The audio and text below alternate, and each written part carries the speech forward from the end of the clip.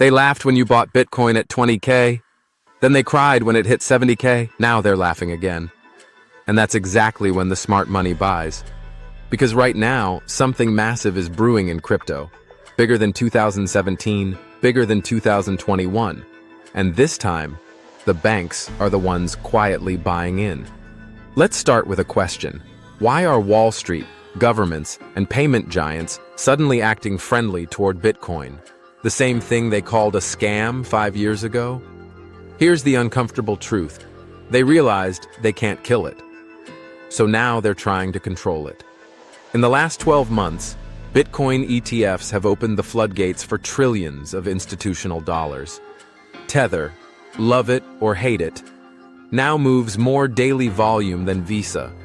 And MoonPay is onboarding millions of first-time crypto users through credit card gateways that your grandma could use. This isn't just hype. It's the global onboarding of digital freedom. Every time Bitcoin dies, it comes back stronger. Because you can't kill math. You can't ban code. And you sure as hell can't censor an idea whose time has come. Think about this. In 2008, one man invented Bitcoin to fight central banks. In 2025, those same banks are now holding Bitcoin, not because they believe in freedom, but because they fear being left behind. That's not adoption. That's surrender.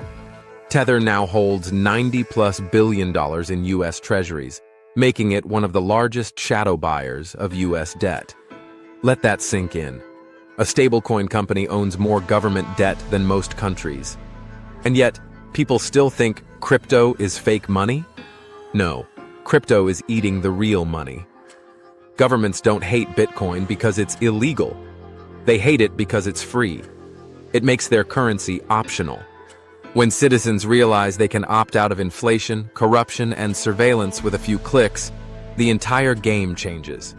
That's why you're seeing CBDCs, central bank digital currencies, being rushed.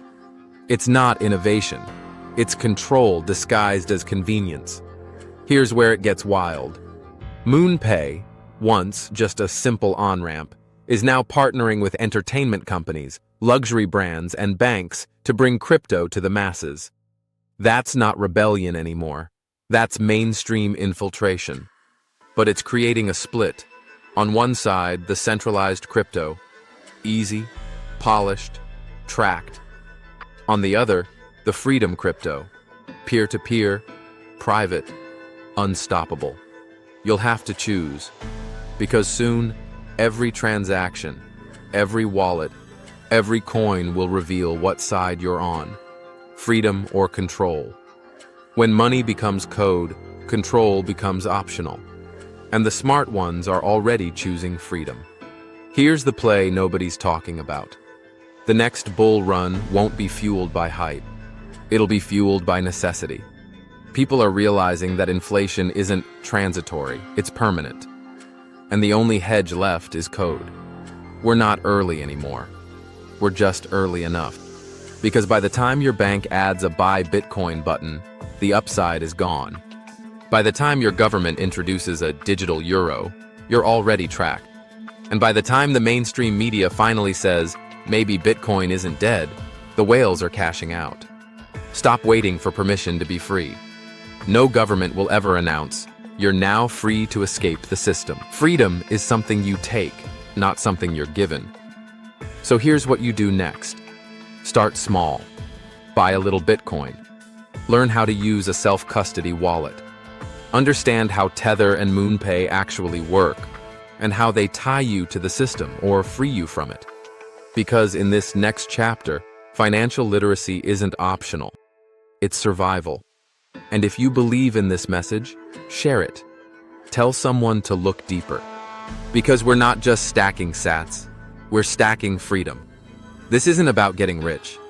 It's about staying free. And freedom is the only currency that never inflates.